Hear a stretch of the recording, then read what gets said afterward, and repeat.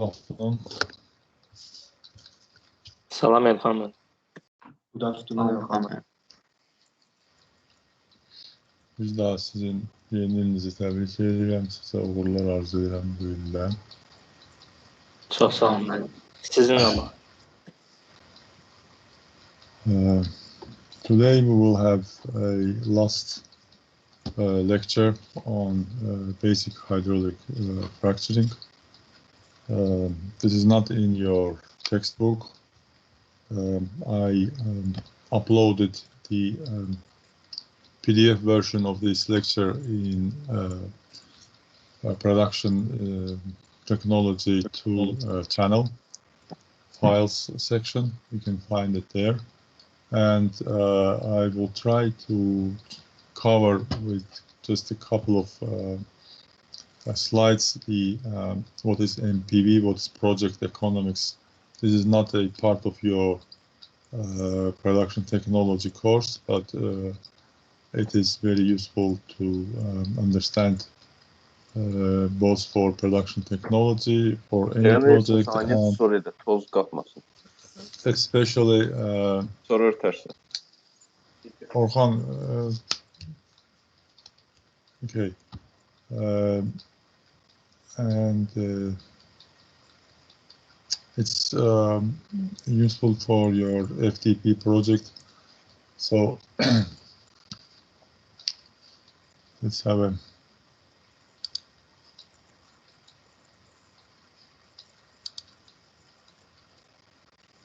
okay. I added this chapter as well because it's very important part of production technology today, and it's not again included in your book because this book is actually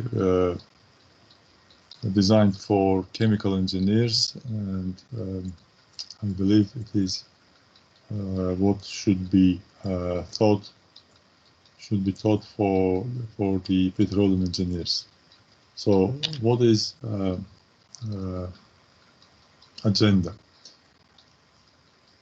As we already talked about when we were covering the advanced well completions as well as formation damage. When the well has a low productivity or formation damage, we do some IOR or well stimulations, and one of the IOR or improved oil recovery methods is the hydraulic fracturing. Hydraulic fracturing also a type of well stimulation. So we apply hydraulic fracturing to increase productivity index of unstimulated well. The main important part to understand that the hydraulic fracturing does not change the permeability of the given or the subject formation. It creates, its primary purpose to create fractures around the wellbore. Can you see the slides? Yes, we can see. Okay. So to create fractures around the wellbore, so increasing the effective wellbore area, increasing the effective inflow into the wellbore zone, and the fractures in this zone, the permeability of these fractures or conductivity are much higher than the reservoir permeability. Okay, and for the highest effect from the hydraulic fracturing is achieved from low to moderate permeability, because we increase again the conductivity around the wellbore, or heavily damaged reservoirs,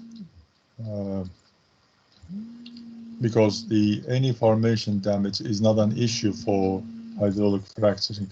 In terms of hydraulic fracturing will bypass any formation damage around the wellbore, and it will increase effective wellbore area, so the wellbore will be connected to the original reservoir. Okay. The applications for the hydraulic fracturing to enhance production rate, to control sand when we apply frac and pack completion method, water flooding injectors when we apply water flooding or water injection, water drive, artificial water drive mechanism. So we to increase injection rates, we apply those hydraulic fracturing, and disposal injectors when we have a especially offshore zones when we have to dispose the drilling cuttings or excessive water production. We can use these hydraulic fracturing to increase the injection capacity of the wells.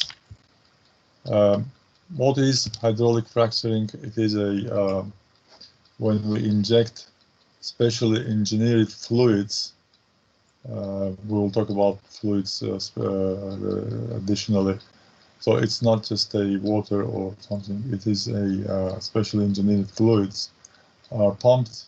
This is wellbore, and it is pumped into the reservoir at high pressures. The pressure must be exceeding the fracture gradient, and then create this fracture in the reservoir formation, and the direction of increasing the opening of these fractures are always depends on the natural stresses within the formation. So it will depend on the what the kind of stresses or tension inside the formation.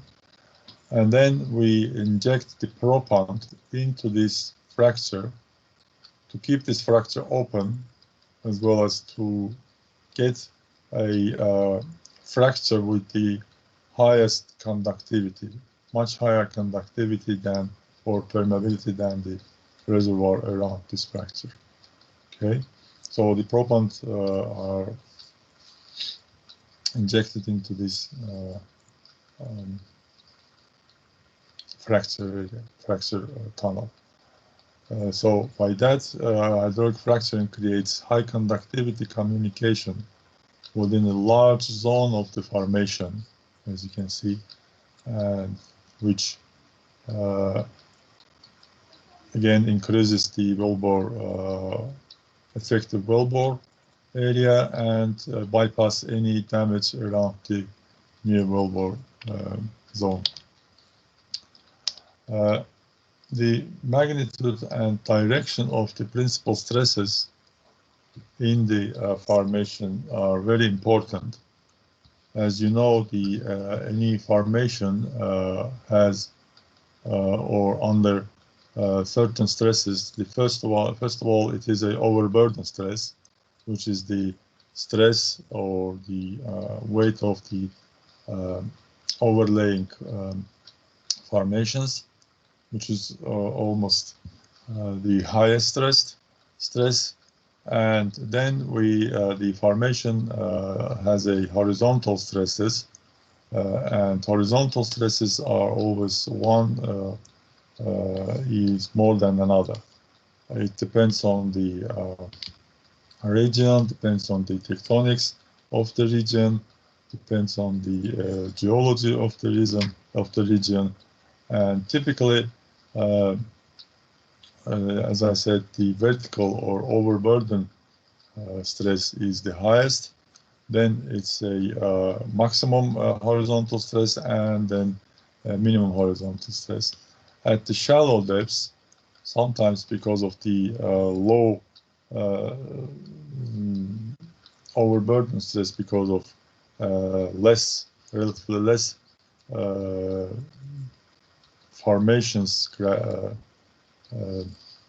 weight, the maximum horizontal stress may be higher than vertical or overburden stress, and again it will depend on the geological structure, geological specifics, tectonic stresses, tectonic activity in the region where this formation is located. For example, in the tectonically active zones, there might be higher horizontal stresses than vertical stresses. So how these stresses are impacting the fracture creation and fracturing the process it's overall, because without knowing or without having understanding of these stresses, we cannot regulate the pressures that are required to create and propagate the fracture, because fracture gradient itself is a function of these stresses. The shape and vertical extent of the fracture also depends on the orientation or directions and the quantity of these stresses, the direction of the fractures. So the important thing to understand here is that fractures will always open in perpendicular direction to the minimum horizontal stress. Okay, it is very important to understand. As you can see here, we have a formation where the vertical stress is this direction and minimum horizontal stress in this direction. And as you can see, if the wellbore is along the maximum horizontal stress, then the fractures will be created along or longitudinal to the wellbore azimuth. If the wellbore azimuth is along the minimum horizontal stress, then the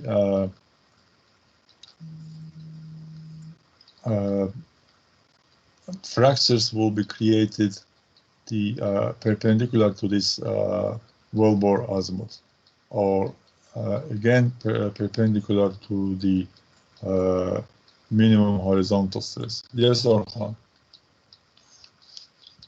Salam Elham. Actually, my question is about this directions of fractures. If we have two of these stresses equal to each other, how can we find direction of them?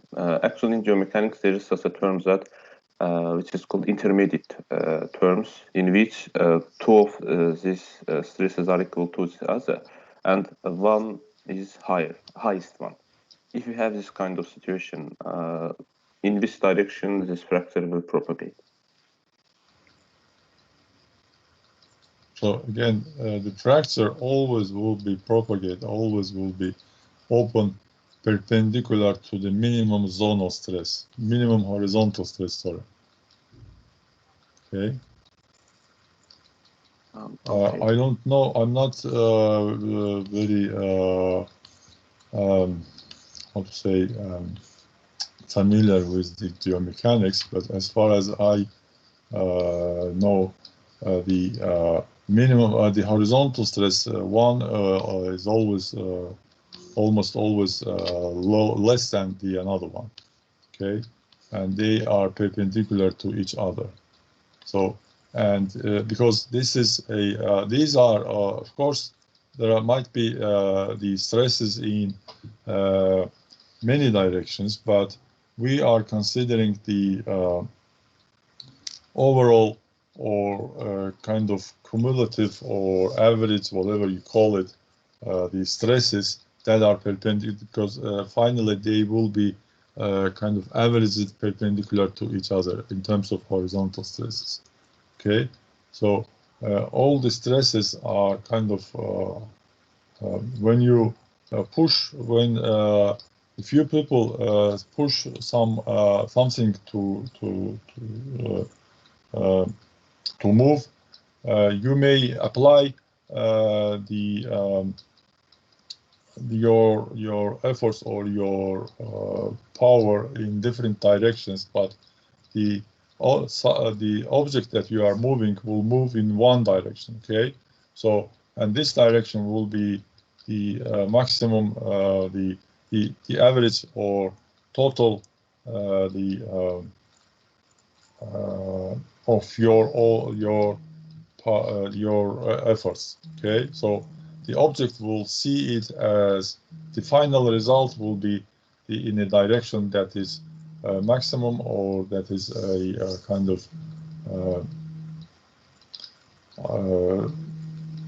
averaged from all your efforts. Okay, therefore here in the reservoir as well, there might be direction, the different directions, but these are finally kind of a averaged or totalized, summarized as in perpendicular zones, and one is always less than another, and the fractures will be open always perpendicular to the minimum horizontal stress, because when you push the fluid into the formation, this is kind of a let me open.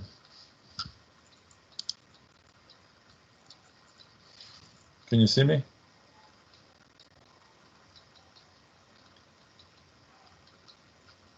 Yes, we can. You see video? Yes. Okay. So if this is the reservoir and we have pushing from this stress and from this stress and from this direction, then as we inject fluid into this reservoir, the opening will be always towards the minimum stress. Okay, and if the minimum stress is from this direction or this direction, so then this will be opening like this. Okay, is that clear? Because from this direction, we have a much higher stress, much higher pressure. So the reservoir will be opening in this direction. So therefore, it is and it will be perpendicular to the direction of minimum horizontal stress. Okay. Is that clear?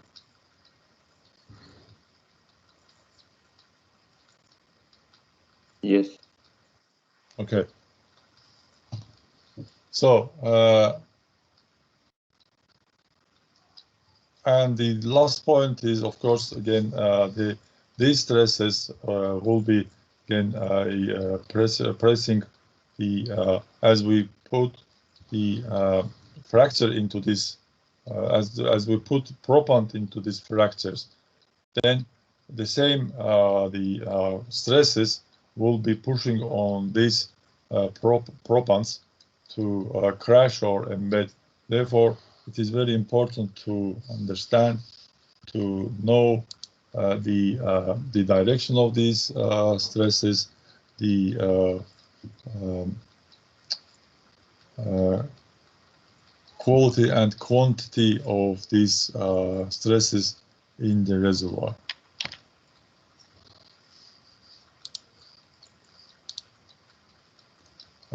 The procedure or the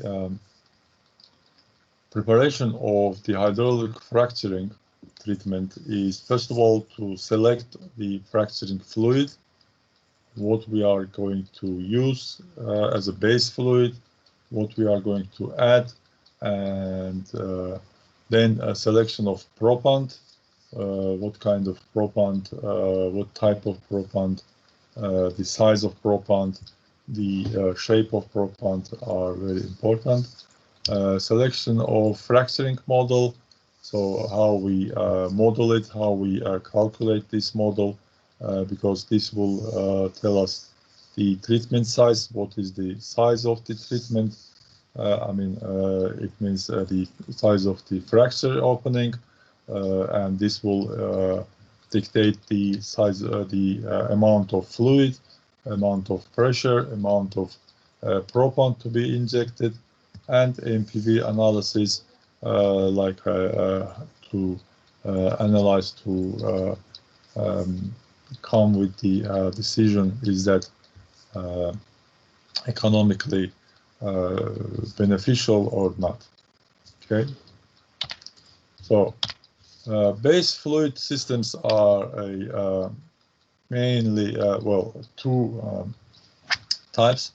Slick water application. Slick water means we use mainly in 99% the water, and because it has a low friction, low viscosity, low residue, and the less damaging to the reservoir, to the formation, but it has low propant transport capability. There is a mostly used linear gel applications when we have gel additives and many other additives. The slick water application also has some additives, but in the linear gel applications we have around 90% of water, and then we mainly have the acids, the gels or guars to increase the viscosity, to increase or to improve the propant transportation capabilities, because the more viscous the fluid, the better transportation ability in terms of solids. But this has a high residues, meaning that there is a lot of chemicals, and this might be damaging. You have to study your reservoir fluids, your reservoir minerals, etc., everything, to make sure that you are not going to damage your reservoir by the fracking. And so as I said, the fracking fluid must be able to carry propant into the fractures, and fluid must be viscous enough to prevent the propant from settling out before it has been carried to the desired position. So we have to make sure that all the fracture is filled by the propant, and this fillage must be even, and to provide the maximum permeability, to provide and also it is important that because if we get some fines migration into these empty areas, then this fracture will be crashed, and the permeability of this fracture will be very low. So this is a fracturing fluid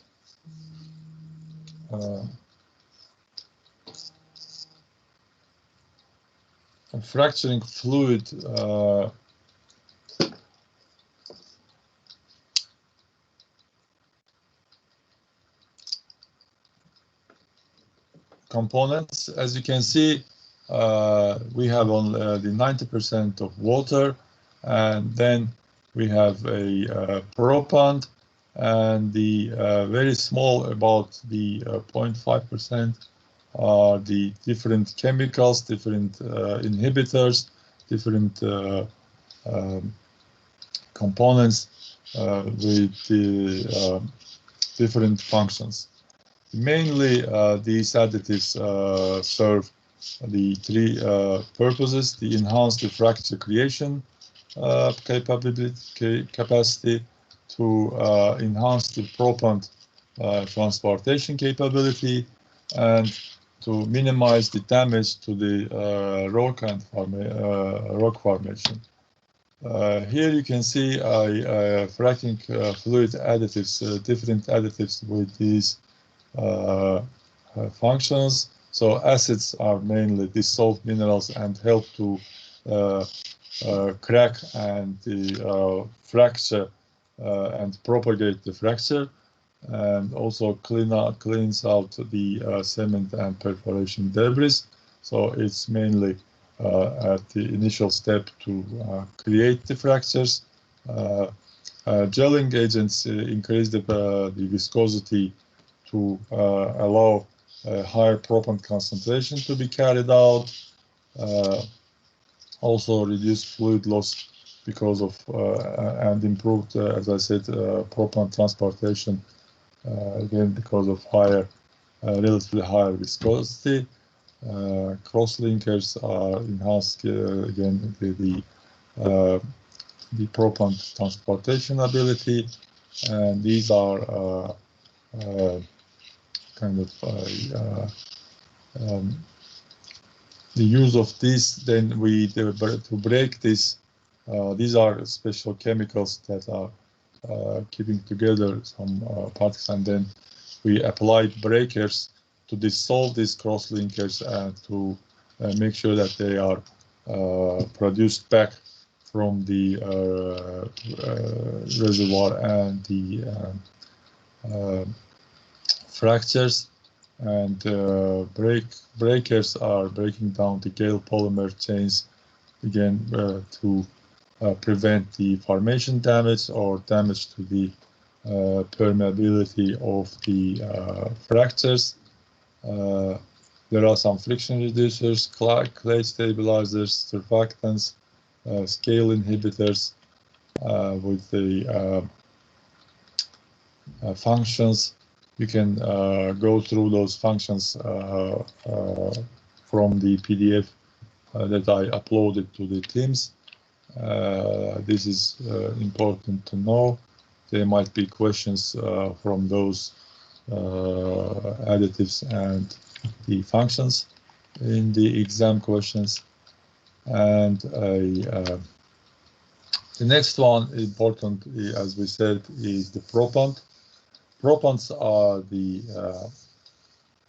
injected into the fracture with the as a mixture of the fracturing fluid after the fracture is created, and it must be it keeps the fracture open, and the permeability of these propants, because they usually are very well sorted, as you can see, and shaped the sands or sand grains or a artificial grains or resin coated grains to provide higher permeability, and the permeability of these frac packs are usually higher than around 10 to 100 Darcy, so 10,000 or 120,000 millidarcies, and they should be hard and solid to withstand with the as we said, stresses. You can see the normal sand would be can be embedded, or the may have a crashed.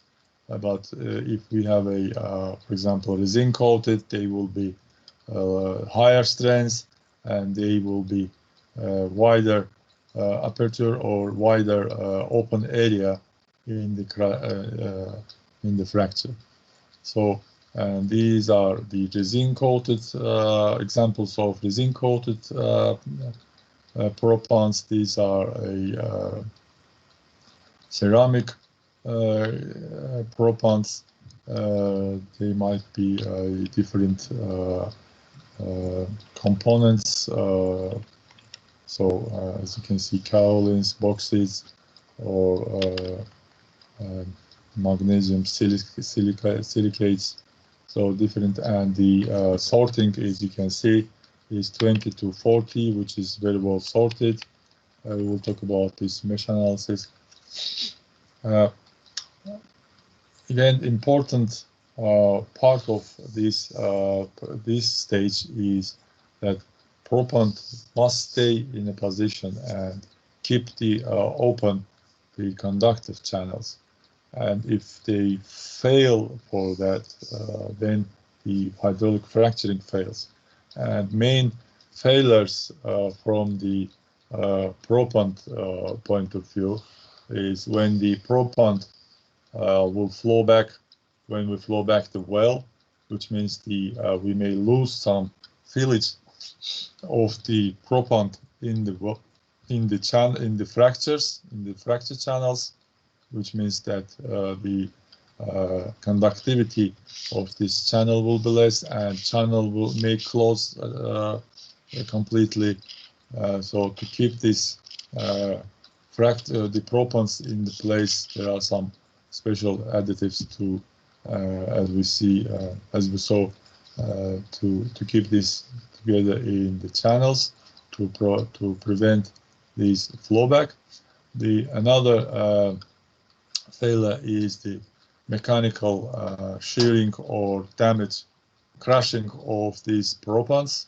So before choosing or selecting the propants, we have to make sure that the pressures or stresses, what are the pressures and stresses, what is the rock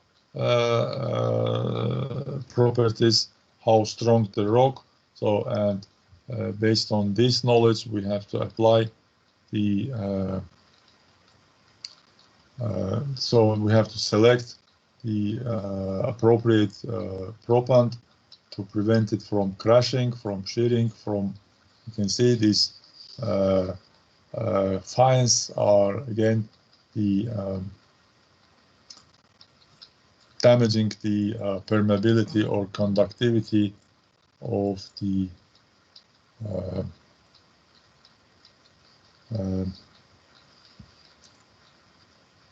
for the fractures. Well, formation is fractured by the fluid, not propant. Propant is just filling the fracture. Formation cannot be, well, it can be, but it should be very high velocities. The formation is fractured by the fluid first. So we first inject we will talk about that a little bit later. So just to answer your question, it is a fractured by the fluid, fracture fluid. Okay, now, I don't know what you mean by other fluid, but it is fractured by the fracturing fluid. Okay, and another problem with the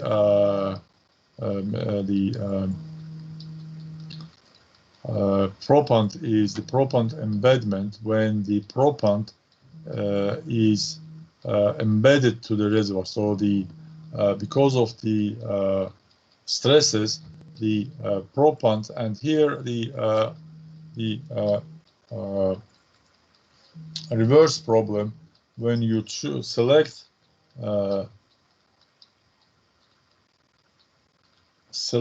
high highly strong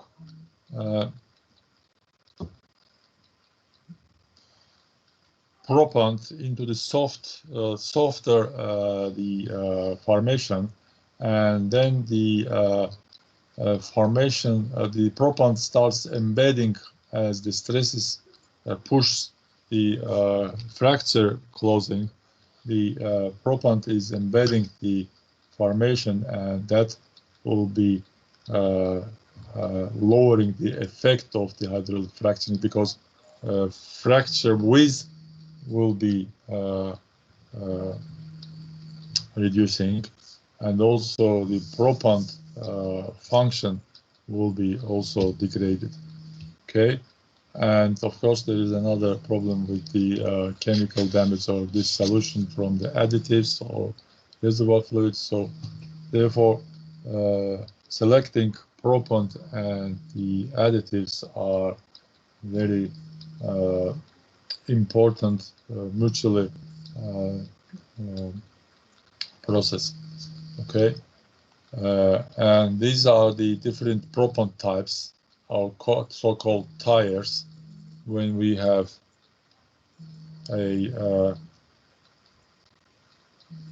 low conductivity, so it's just a low strength sands with irregular size and shape. Its cost is shown also here. It's the cheapest one.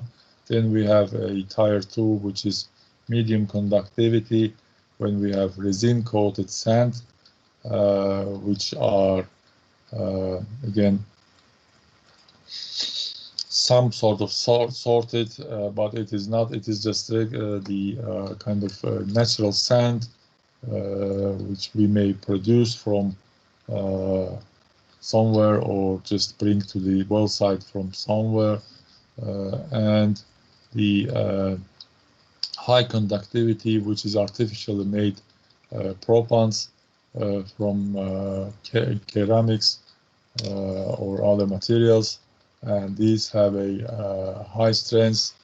These are prepared at almost same size and shape, very well sorted, very well shaped. I mean, the sphericity and rounded very well, so they will provide highest conductivity, and they also thermally resistant, but they are the most expensive one. Okay, and again the another as we said, the shape and size of this propant is very important. As you can see here, this is the some kind of a silica sand. This is just a sand grains. You can see these are not very well sorted, and that will cause lower permeability because of the wide range of sizes and shapes. So they may create a some low reduced or small pore sizes, and these are the resin coated, so they will be both stronger, and the shape is also better rounded. And these are the ceramic, so you can see they are very well sorted, and they will provide the highest permeability. This is kind of a guidelines for the sorting and for the sphericity and roundness of the sand grains or propant or gravel pack grains. So this is a standard kind of nomogram when you need to define what kind of sand grains are to qualify those sand grains. Okay, and to explain the to give more information about the propant sizes, which might be between the 8 and 140 mesh. Mesh are these tools that we use for sieve analysis, and these mesh. So when we say, for example, we need 10 over 50 or 20 over 40 cut sand pack or gravel pack. That means we need a gravel that would go through the 20 mesh and 40 mesh. So this is the very well sorted, and the higher the lower the mesh, number, the larger the particle size, grain size. Okay, because this mesh number is the number of mesh in within the unit of the area. Okay, and the lower the number, the larger the mesh size, the opening size. Therefore, the lower the number of these mesh, the larger the particles. Okay. These are the examples of the propans. Orhan, what do you mean by these? What may cause sand production? Embedment, propant embedment. Embedment, no, embedment cannot cause the sand production because the embedment means the propant is embedded. It is a kind of squeezed into the formation. It might kind of, it is even getting stronger deformation, I would say, although there might be some shearing of the formation, but it should not cause a sand production. Okay. Yes, thanks. Another What question is was about, sorry. Go ahead. Another question was about how can we calculate sphericity or roundness, because in previous chart there were numbers. Not calculated. It is kind of measured by special visually. You can see from this chart. This is kind of a guide how you would measure this sphericity. And so sphericity is how spheric it is. So this is low sphericity, this is high sphericity. Although roundness is different thing when the angles are, if there is a, it might be spheric, so it is spheric, but there are some kind of how to say low angles or the corners, whereas in this there is a low sphericity, but there is no corners, you can see. So that's the difference between the sphericity and roundness, and these are mostly measured by measuring visually, and there are some tools that we can put it into this through this tools and say this is similar to the mesh or sieve analysis. We can say what is the sphericity or the roundness of this of a particular sand. Okay, the fracture geometry includes the fracture height, which is the vertical direction, fracture width, and fracture length. The length is almost in all literature is called half length because we consider, by saying half length, we consider the enlargement or the in one direction from the wellbore. If this is the wellbore, then we refer to as a XF or the length of the fracture as a half length because this is one direction. The both direction will be 2 XF. Okay, so this is half length of the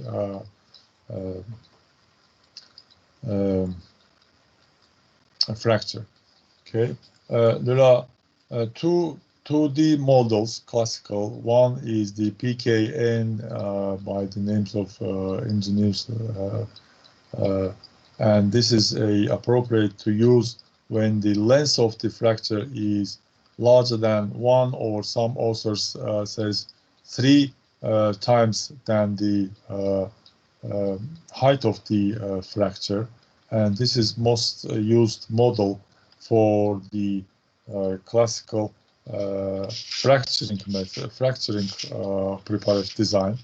The KGD model, which is developed by Kristjanovic and Zheltov, and then was the modified by Gisterma and de Klerk, so it's called KGD model, and it is mostly used for stress analysis in the reservoir to understand how this will develop, but it is not used mostly from the production point of view to analyze the production or effectiveness of the hydraulic fracturing. So here the height is not important.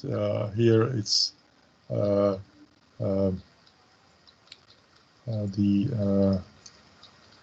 the assumption is that the width of the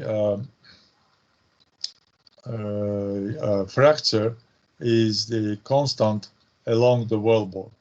Here you can see the width is changing because we get elliptical form at the wellbore opening, and here it considers the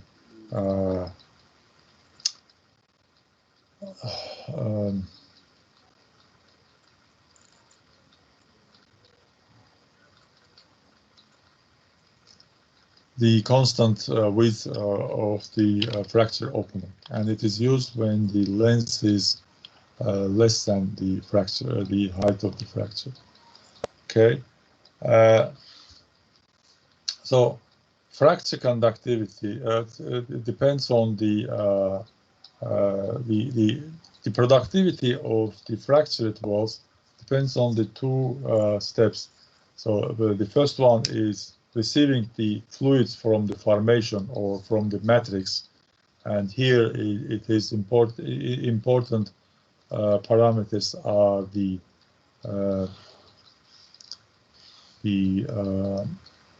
length and height of the fracture, because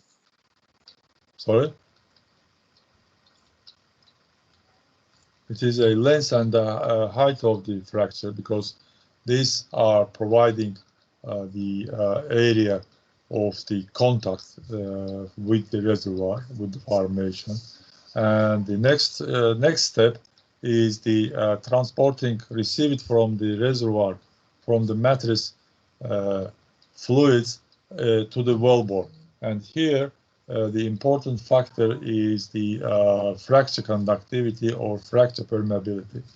And therefore, the fracture conductivity is a function of all of these parameters, and is calculated, as you can see from this equation, when we have a fracture, permeability and fracture width, and the divided by reservoir permeability and the length of the fracture. Okay, and the fracture conductivity of 10 to 30 is considered optimal from the production point of view. And as you again can understand, it can be increased by increasing the fracture width, increasing the length of the fracture, proppant permeability and placement, and minimizing the damage to the proppant pack from the fracturing fluid. Okay, we can evaluate and optimize the fracture by analyzing the fracturing methods, pre and post design.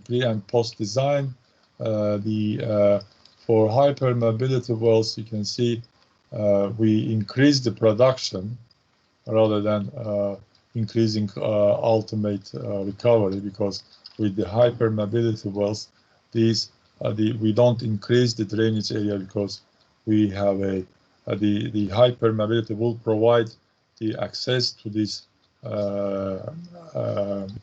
reserves, but we will increase the rate instead. But for low permeability wells, of course, we will increase both production rate and ultimate recovery, or we will access to the larger volumes of the reservoir, because we increase the wellbore effective area, we increase the contact area with the reservoir, and we increase the fluid flow from the further or farther the areas of the formation. Okay.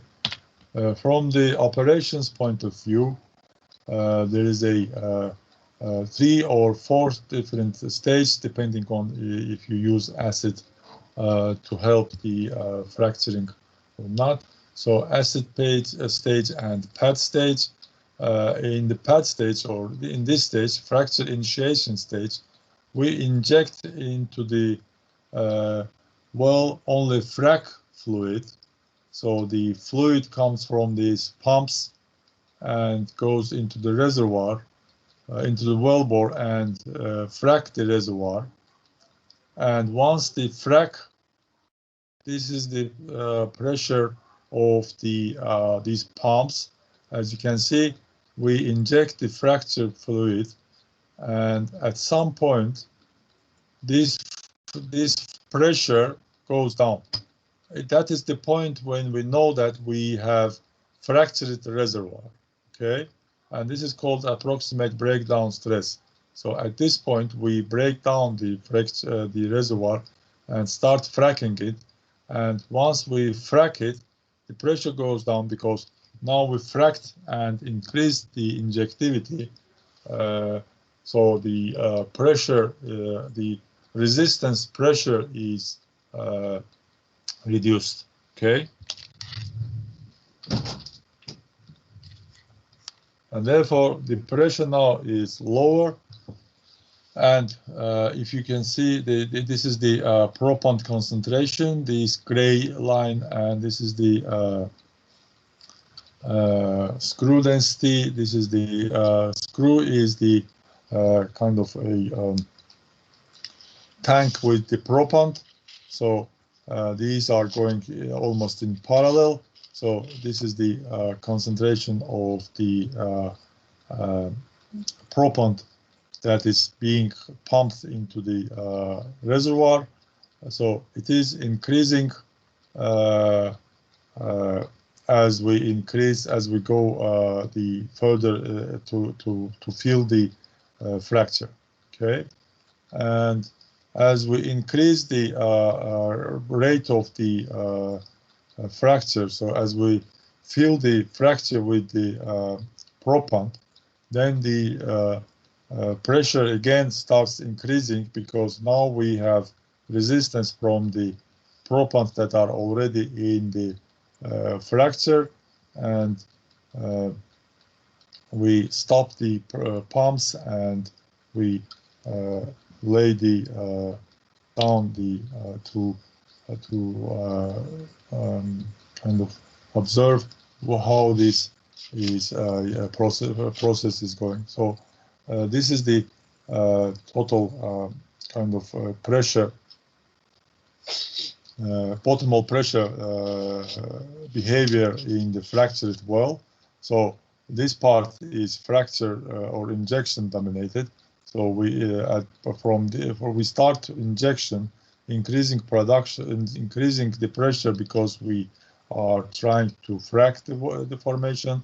Then formation is fracked, and we now propagate the pressure, propagate the fracture with the propant, and then we stop the injection, and this is the shut-in pressure at the bottom hole, and then fracture closure pressure. Fracture tries to closing, therefore there is some pressure seen as a leveling up, and then fluid is kind of going, and from this point it is a reservoir dominated because now the effect of fracture is stopped because fracture closing, as we end the fracture closing process, as the fracture closing process is ended, then now we will see the processes that happens in the reservoir. So we can see the fluid entering the reservoir, and we can see response from the fluid going into the reservoir and leveling or equilibrating with the reservoir pressure. Okay, so initially we see linear flow because it is flowing through the fracture lens, and then we see the radial flow because now it's reaching the radial form of the flow away from the wellbore. So these are the and this is the meaning that this has a much longer time in terms of developing this pressure balance. Okay, and the last slide to show you the scope of this job. This is one hydraulic fracture job site, so you can see the amount of the equipment involved. Here you can see truck-mounted pumps, the blenders to blend with the propellant with the fluids, the fluid tanks, and the propellant tanks here. So this is the wellhead. So this is a one hydraulic fracturing job, how to say, layout. Okay, it's a kind of end of this hydraulic fracturing. Again, you can find the PDF version of this presentation or lecture in your Teams production technology 2 part. The section, files section, class materials section. So please go and download it to study it for the exam. Yes, Orhan, sorry. What is the average cost of hydraulic fracturing? Is there an average number? Well, there is no average number because it depends on the job scope. It might be a low volume job, it might be a high volume job. I can tell you from my experience in Ukraine, one of the Ukraine fields, we had a hydraulic fracturing job. It wasn't very big, very large scope. It wasn't a small job, but and also it depends on the company. And Schlumberger charged the company that I was working for almost $1 million. So it's about this. It's about around million. Plus or minus 10, 15, maybe 20%. Okay, so the kind of average job and Schlumberger did for $1 million. The exact number was 960 something thousand, but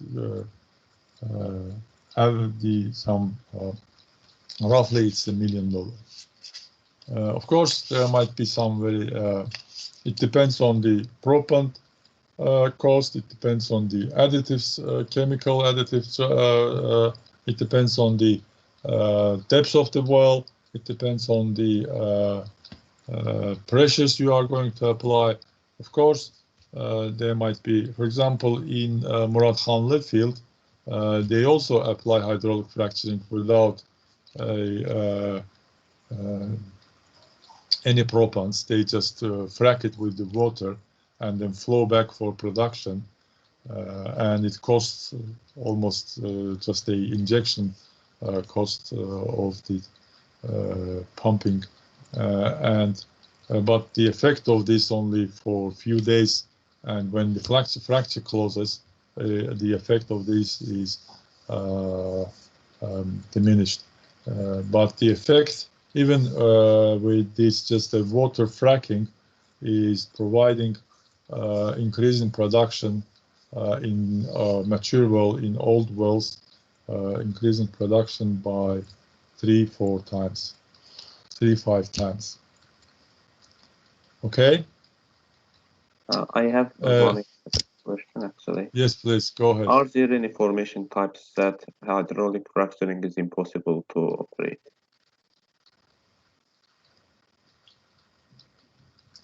No, there is no that type of reservoir that you cannot do it, but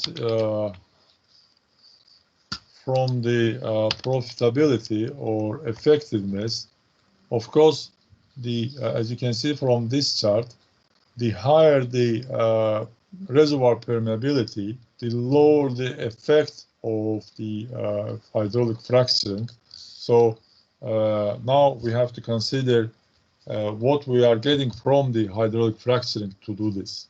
Okay, physically or technically, it can be done in any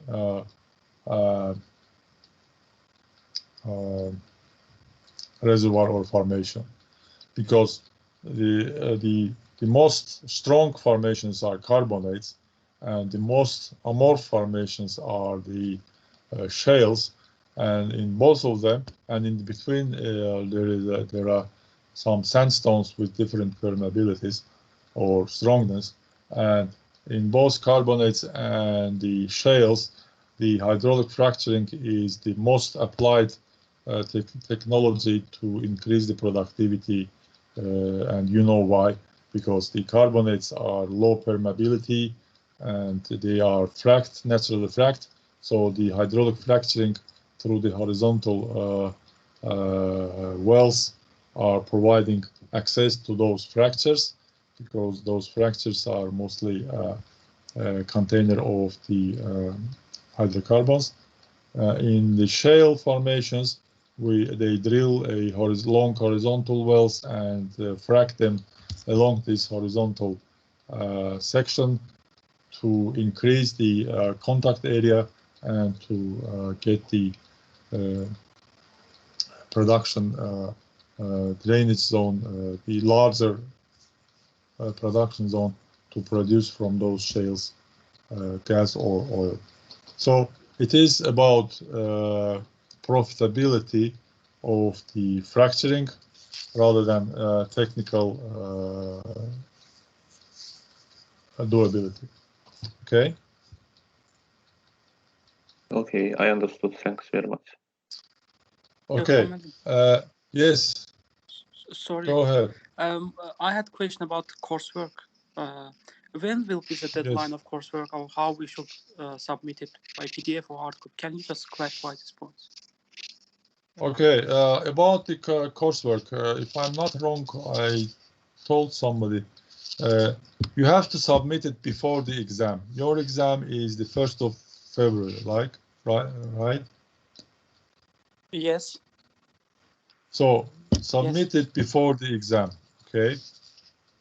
You have to submit it in PDF format. You can convert the PDF that is given to you to Word or whatever, work on this, and then convert to the PDF. You can print it out, put on your handwriting, and again convert back to the PDF and send it to me.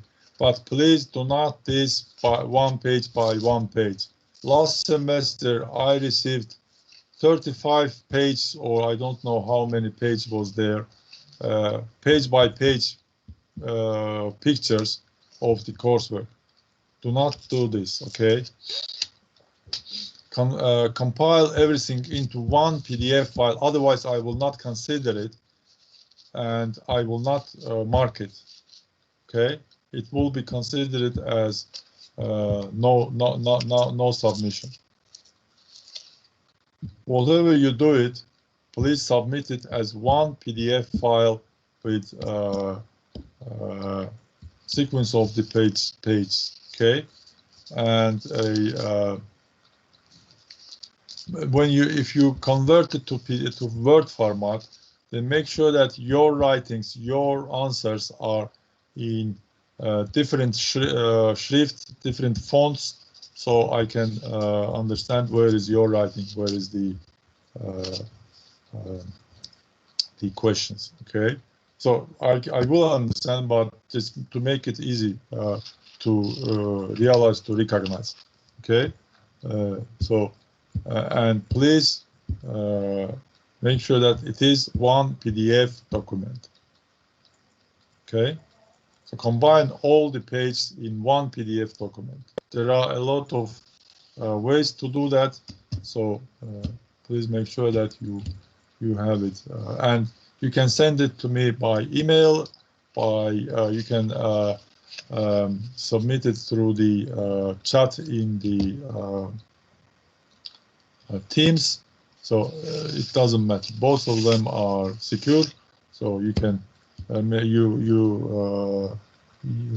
may be sure that these are the Teams chat is easy because it has now not any limitation, and it will be uploaded anyway. Maybe it goes later, but anyway. So again, your exam is the 1st of February. The last day to submit it is 30th of the January, not 31st. 30th of the January. Okay. Any submission after this date will be considered as delayed. Yeah, delayed. Okay.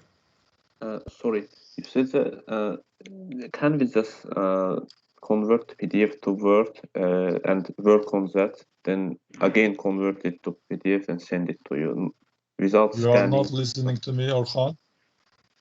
Sorry, That's what I was saying, that you can convert it to Word, then write your answers, preferably in different font, different shrift, so it is easily recognized your answers. Okay. And then convert it back to the PDF and send it to me. Yes, I got it. Thanks. Okay. Any questions about the fracture, hydraulic fracturing? Is everything clear with the coursework? Yes, teacher. Thank you. Okay. Aytaç, I know I'm taking your time, but I will work with you in a minute. I just know that the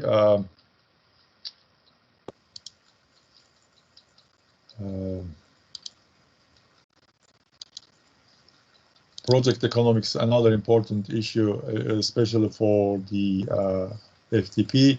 So I will do it for everybody for 10-15 minutes, and then we will stay with you, with your team, and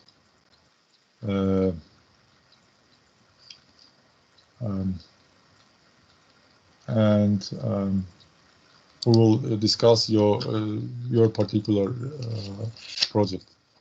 Okay.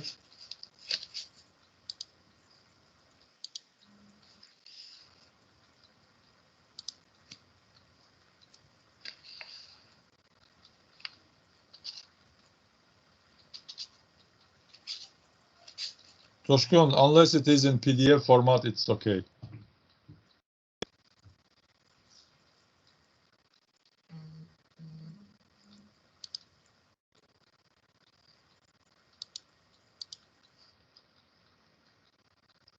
Okay, let me start.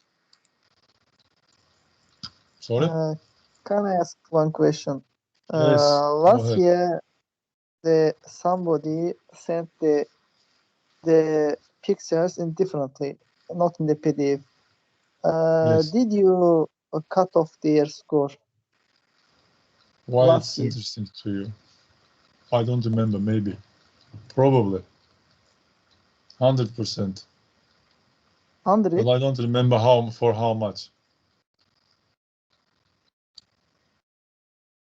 Okay. Siz idiniz onu gönderen. Biri ben idim diyesem ben. Biri de diyesen Nahide'ydi.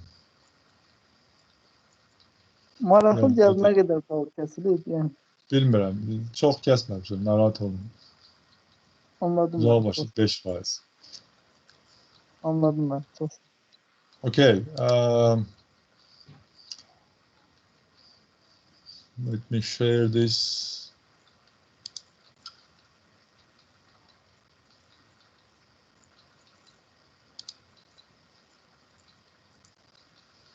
Can you see the slide?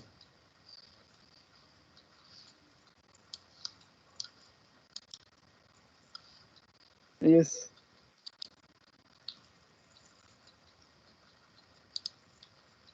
Okay, the project economics very quickly, because these oil and gas production projects are very risky in terms of personal safety, environment, asset meaning that your wells, your any infrastructure are very expensive, and they are vulnerable to any activity like drilling or production. If you do something wrong, these all may be just blown out or explode, or so you will lost it. Therefore, the risk of these operations must be taken into account. It is again high expenditure. To build a platform is sometimes cost billions. Although it is a few billions, but still billions or 100 millions at least. The pipelines, the wells are sometimes in. I remember in ACG we drilled a ERD well for $200 million. One well for $200 million. Although there were some wrong taken decisions by the drillers, and it was confirmed that it is because of drillers' mistake. But anyway, it costed 200 million for the project for Azerbaijan, and this was taken as a capital investment, and capital investment is always taken off the local government part. So it is a very important to understand that they are very high investments. And again, long period. Another reason is long period between start of business until revenue generated. As you know, before you start, you have to drill the wells. You have to put the infrastructure on, and only after that you start production. And even starting production doesn't mean that you get the break point, meaning that from the negative cash flow you go to positive cash flow. And the again, because the operations or production period is limited by the contract duration or economic production threshold, as you may not produce the well when when its rate is less than the cost of maintenance. So many uncertainties, the production rates, cost, oil and gas price, reserves amount.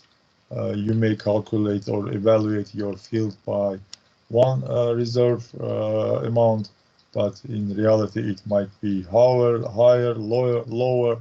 So these are all are the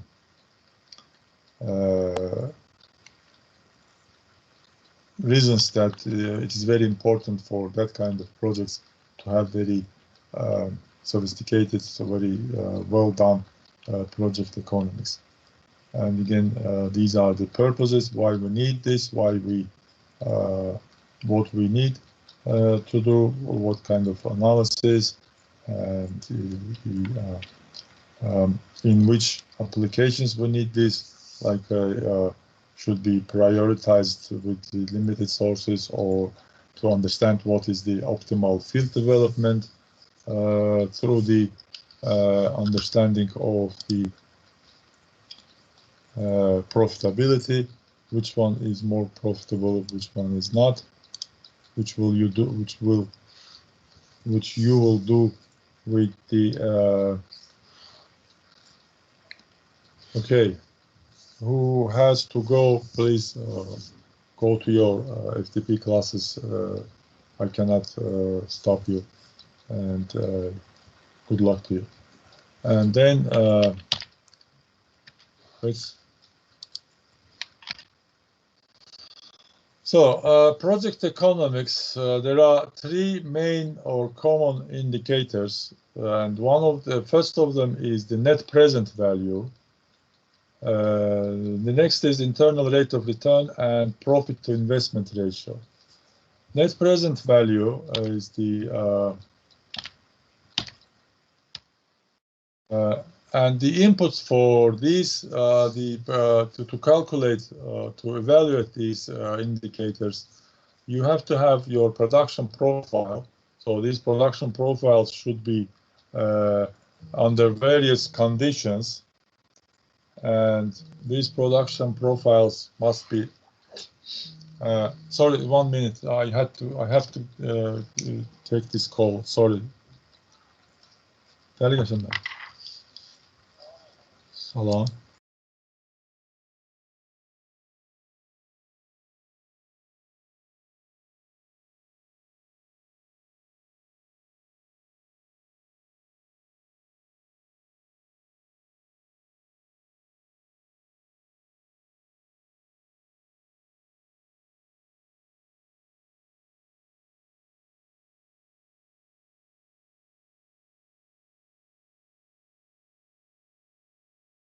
Sorry.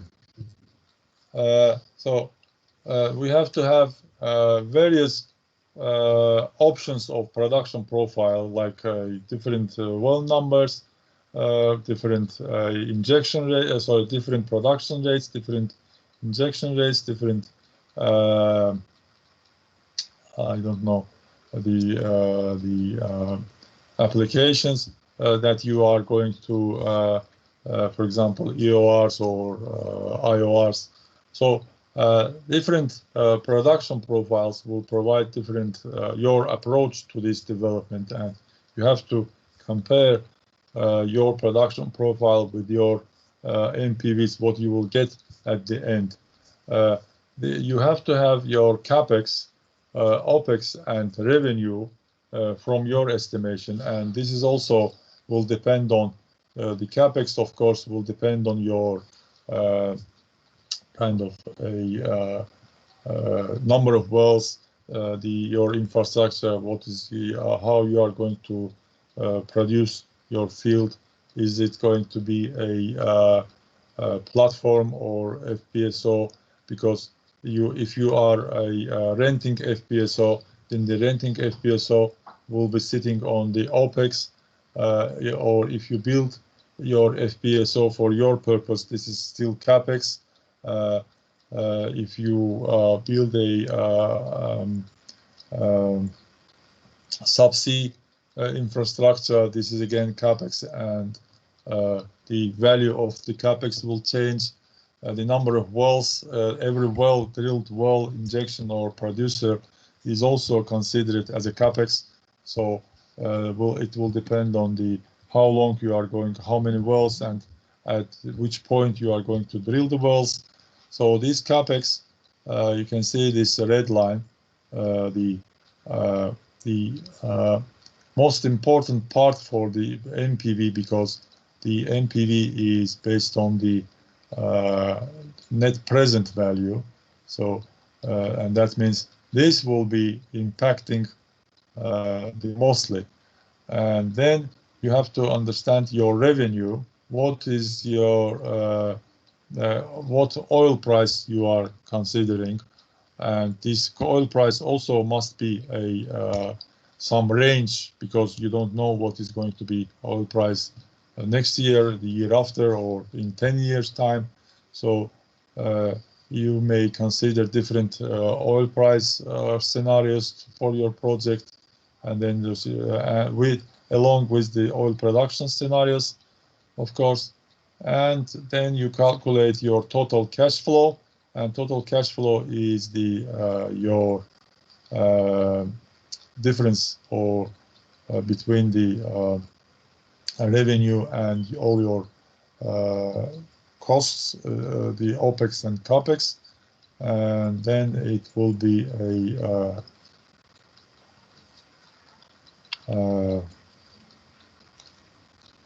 your inputs and discount factor. discount factor is the kind of inflation factor that you apply to your calculations to understand what will be, for example, if you spend $1 billion in first year, this will be accounted for the NPV calculations as $1 billion because it's this first year and there is no inflation. And if your income is $1 billion year in 20 years, that means this billion should be recalculated using discount factor by this formula, and that means that your billion will be less by this factor. So this is the R is here is the discount factor, and for example, if you take this factor as a 10%, then in 20 years it will be 1 plus 0.1 over 20, and your total income will be divided by this number. So this billion might be 500 million or 700 million. So depending on the your project, the time, the rate. So NPV, for example, here is your cumulative cash flow. So what is the cumulative cash flow is what you have spent, and this DAC is because of the abandonment cost, which is when you stop the production and you spend, let's say, 100 million for abandonment. So demontage the platform or wells, plugging wells. So this takes a lot of money, and this is also part of your cash flow. So your cash flow starts from the capex for the platform or wells drilling, and even if you start in 2017 or 16, but your balance is still negative because your production does not cover these costs, and this cash flow includes both revenue and the your expenditures, like capital expenditures or operating the expenditures, and then it is increasing as you increase your product. Well, it is cumulative, so it is increasing because it is adding every year the income from the sales, and as the capex now is not affecting very much these cash flow, it's only OPEX, which is in some cases are taken the fixed number, or depending on the flow rate or production rate, daily production rate. So this is only mainly affected the production, so your income, and this is the cash flow.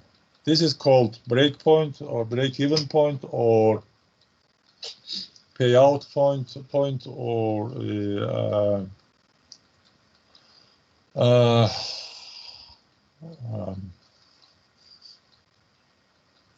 point when the cash flow turns from the negative to the positive.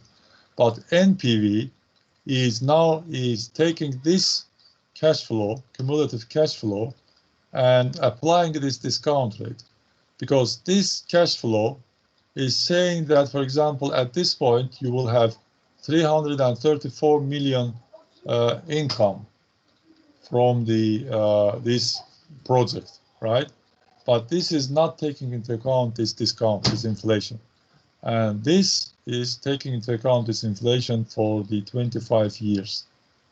Okay, and you can see the difference between the cumulative cash flow, which is money that you consider from today's point of view, and this is the net present value.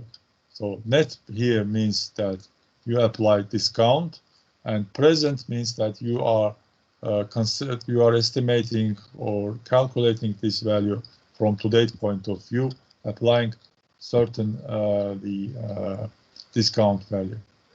Okay. So this is the NPV for any project, and the NPV is the direct measurement of your project. So for any project, NPV first of all must be positive. Negative NPV means you lost your business. On the other hand, even if it is positive, it will depend on the how much it is higher. So anyway, if it is positive, it means that you gain the money. Of course, within this discount rate, within applied discount rate. But if the discount rate is higher, then the NPV will be lower, of course. Okay, and therefore there is another economical or financial indicator like internal rate of return, which is the rate of return, or sorry, which is the discount rate at which the NPV will be equal to the 0.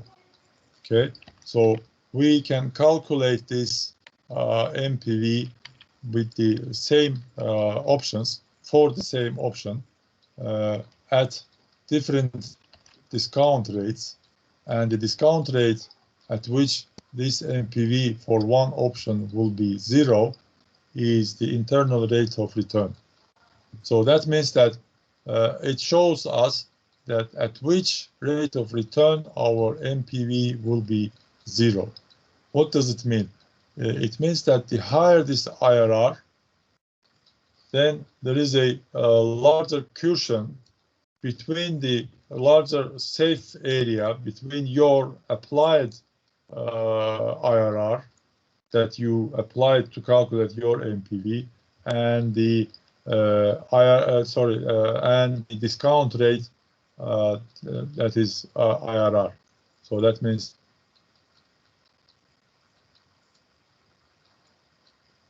yes, it is estimated. It is estimated like 10% or 15%. You take it fixed. The normal value for taking for oil industry is 10 to 15%, and then you calculate IRR. The IRR is your sort of a guidance. So, for example, if you take, for example, 15% discount rate, you consider what happens your NPV at 15%, and if your IRR is 16% or 17%, that means your NPV, your project is very vulnerable. What does it mean? It means your project is very vulnerable from the inflation point of view or discount. So discount rate may be changed. Yes, you're right. But if you have a good cushion or good safety margin between your assumed discount rate and the IRR value, then that means you have even, for example, if you take 10% and your IRR is 21.6 or 22%, then that means your project is safe, relatively safe, because to reach 20%, it means your discount rate must be increased twice, or inflation rate must be increased twice in these 20 years. Discount rate is something that usually does not jump too much, but yearly, it means yearly discount rate. Of course, between the this year and 20 year, the total discount rate will be 1 plus the discount rate powered by the number of years. So it is cumulative discount. So it means if you buy, for example, let's say sugar for 1 manat today, next year you buy it 1 manat and 10 kapik. That means the inflation was 10%, and the for if this inflation rate keeps this fixed, keeps the same, usually in 4 years, this will be not 1.2, but a little bit higher because this is increasing by the power function, as you can see. Okay. So therefore, one of the sensitivities here that you have to consider here is, of course, discount rates. And knowing your IRR is kind of indicator that your project is more or less safe. And also you do this project sensitivity in terms of discount rate to see how much your NPV will change if you increase discount rate up to 16 or 15, 17 or 20 discount rate. Okay, it doesn't mean that to show your project good NPV, you have to apply just 5% discount rate. Of course, this you will be questioned why you take this lower, and have you considered the other discount rates? And for normal economic analysis, you have to at least start from the 10%. Yes, go ahead. Elham, is this internal rate of return kind of the upper limit for inflation to just consider the project safe?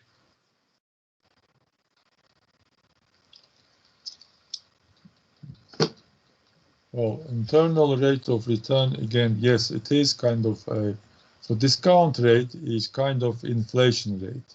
So how much the money will be devalued through the time, in 1 year time, okay?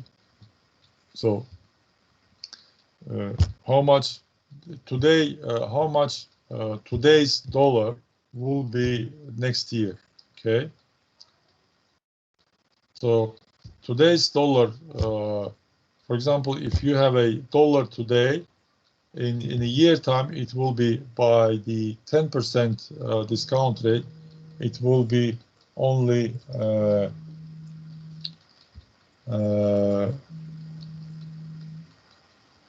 90 cent, okay? So if you have $1 and if you don't invest it, then in a year time with the 10% discount rate, you will have 90 cent, okay? And in 2 years, it will be increased by devalued by this power function, okay?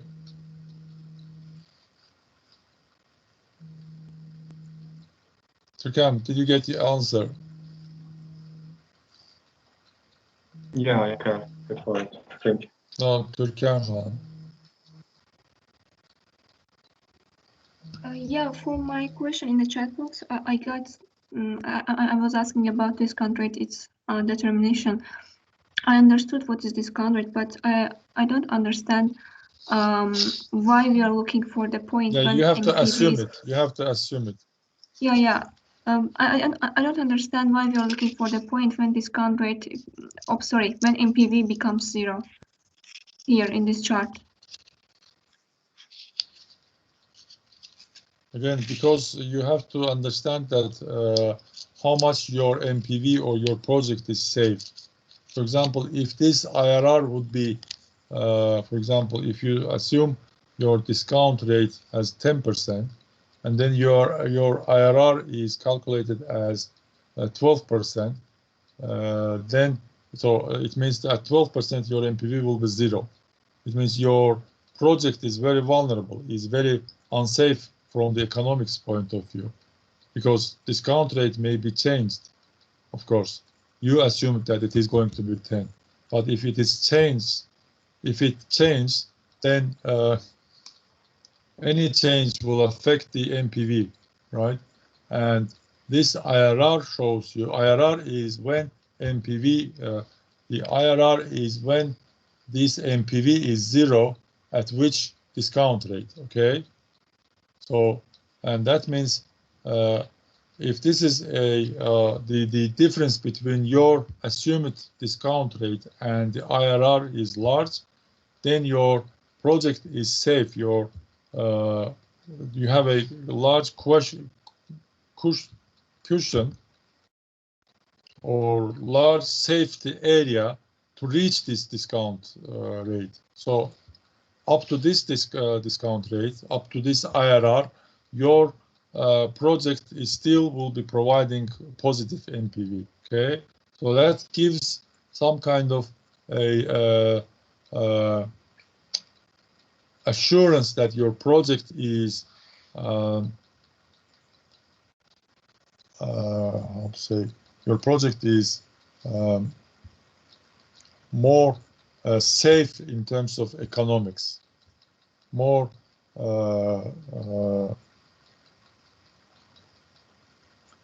protected from economics, from the discount rate. Okay. Yeah, I got your point. And the last one is profit to investment ratio, when which is I consider it either like a NPV over the discounted capex or profit index 1 plus NPV over the capex, but in the capex in the today's numbers. Okay. And how we know this IRR, or how we calculate it, or is it even calculated? You have to calculate it. And how? Just applying. Well, if you are asking a technical part of it, Excel allows you to calculate NPV with the one formula, and if you calculate this NPV as a dependence of the rate of return, then you will get this number. So, or you can do it through the, again in Excel, using the, there is a function called, it's not a function, it's a option in Excel. You have to assign number you want to this. Yeah, I know. This. I remembered. Yeah. Yeah. So you just want the Excel to calculate NPV to 0, changing this the discount rate, and this will give you 0 NPV, and this will change this discount rate to the value that will give 0 NPV. It was something like golden. Just forgot. No, goal seeking. Goal seeking. Goal seeking. Yeah. So the target is building the relationship between NPV and discount rate, and when this line crosses the discount rate part, it is a point or the value of IRR, right? Yes, when the NPV goes to the negative, so when NPV is 0, this is your IRR. Okay, thank you. Okay. Any more questions?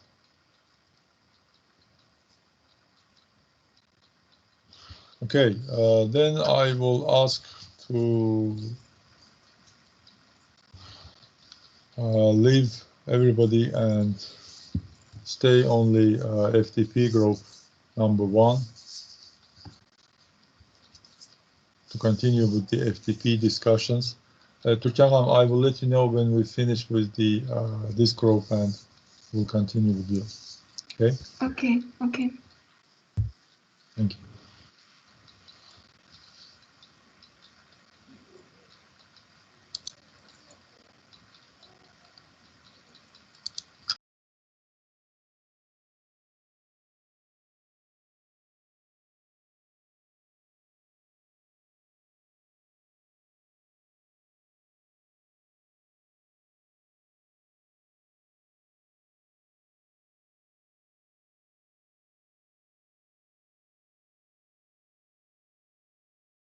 Melim.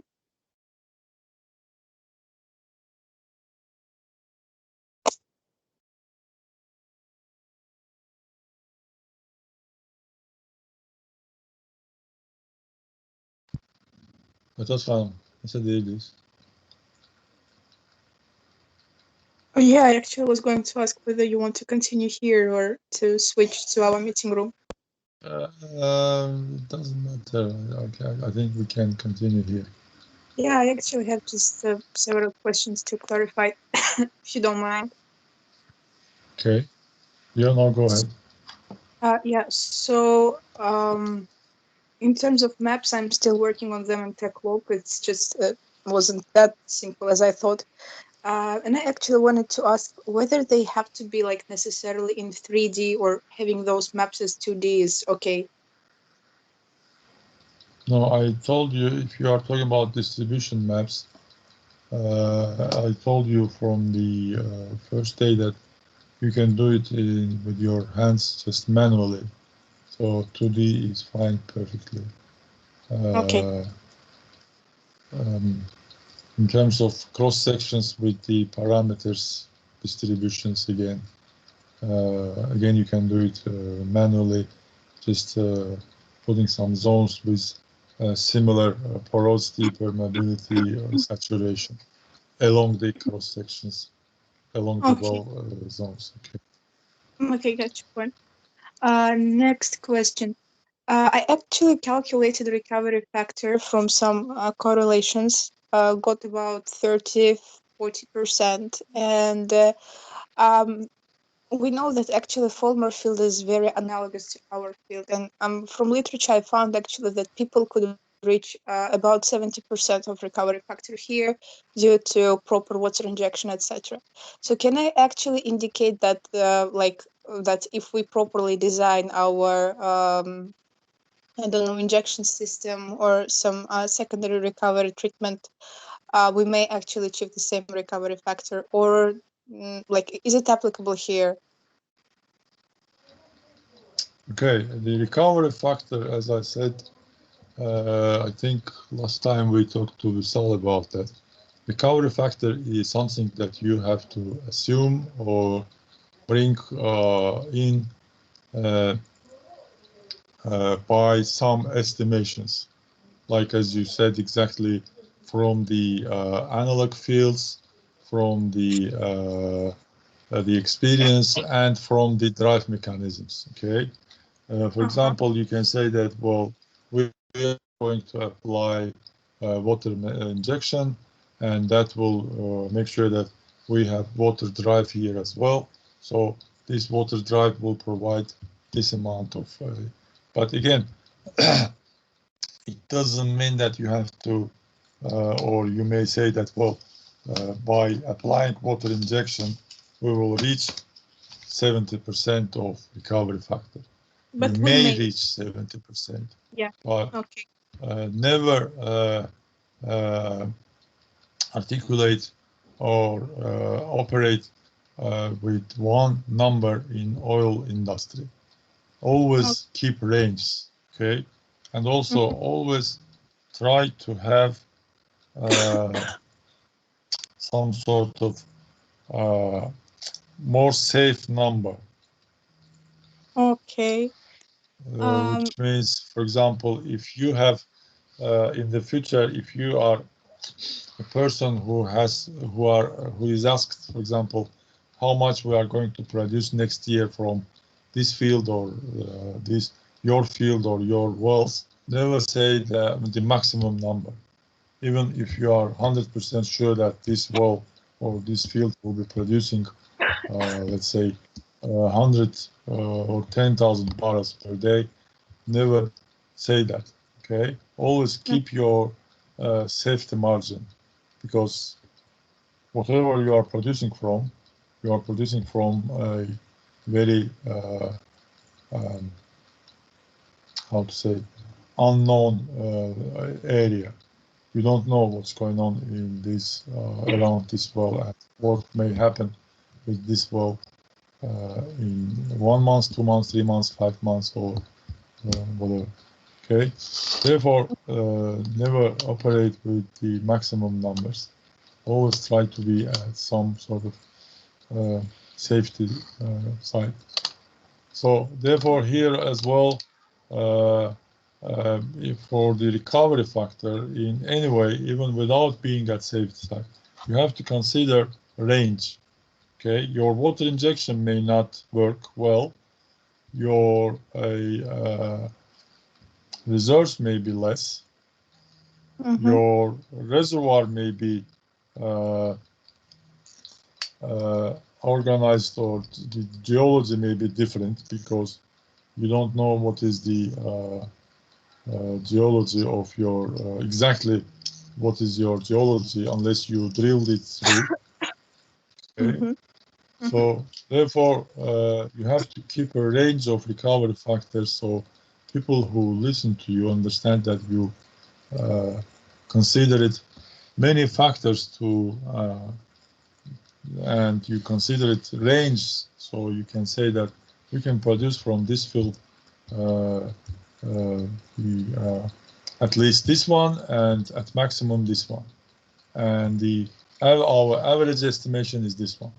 Therefore, we use P90, P50, P10 values, where the P90 is the minimum amount of reserves or production, and P10 is maximum amount.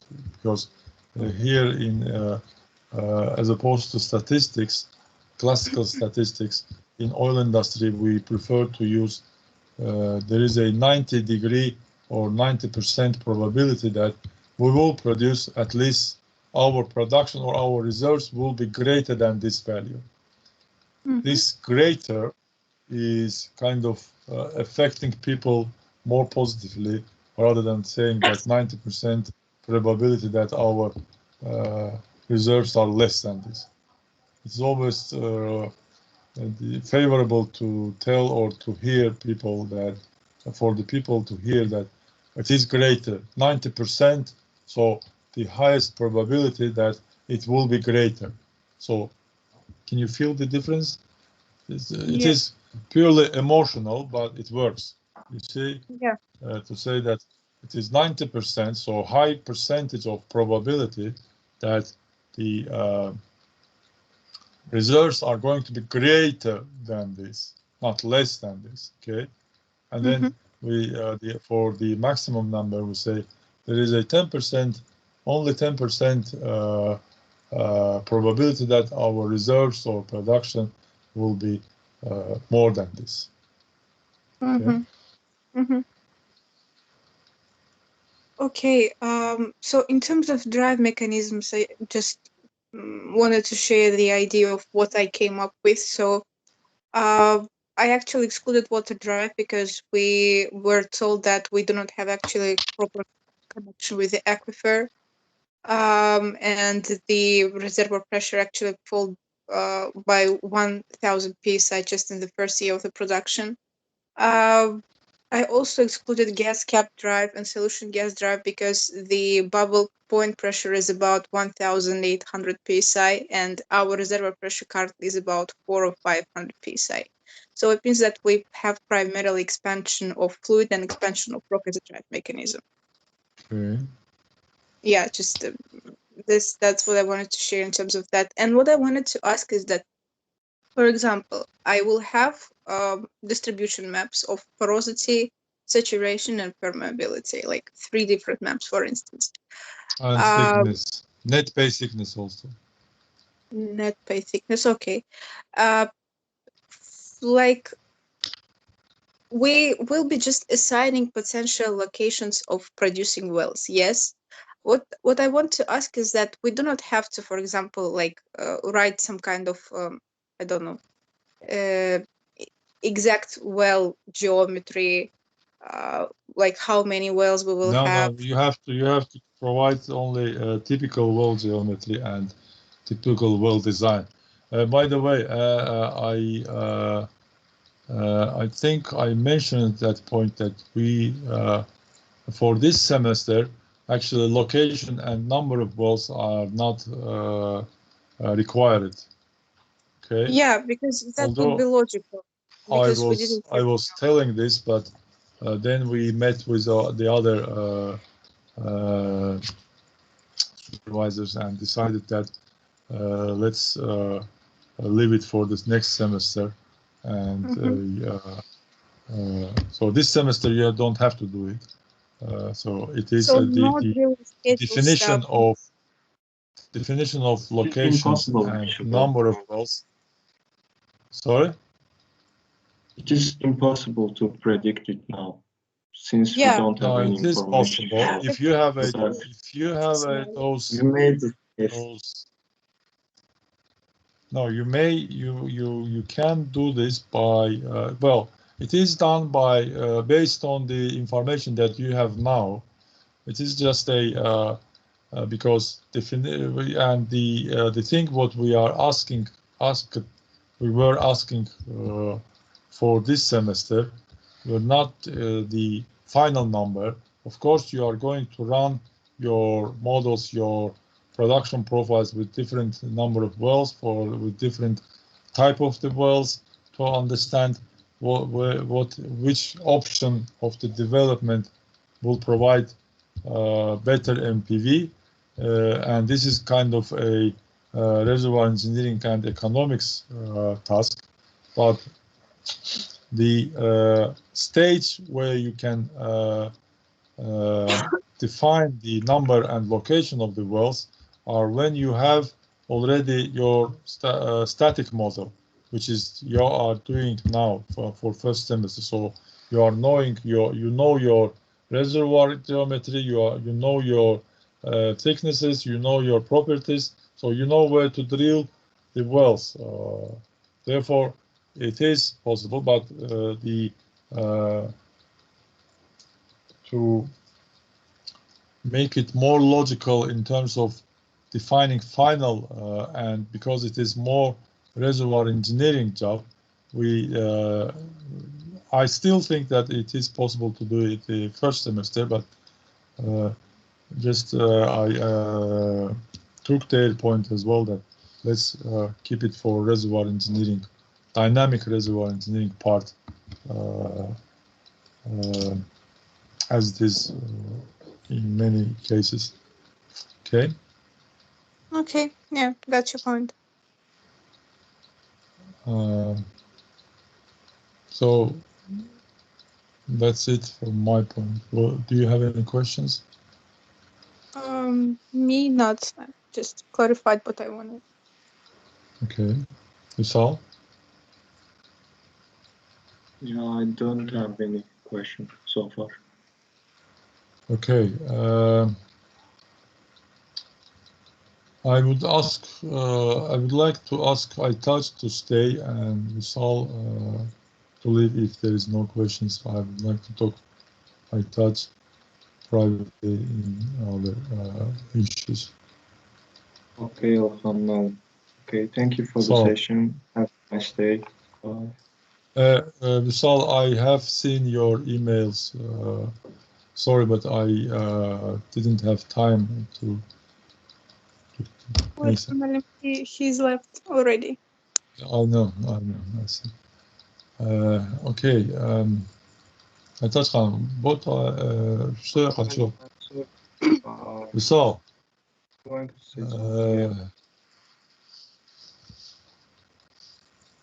One thing, just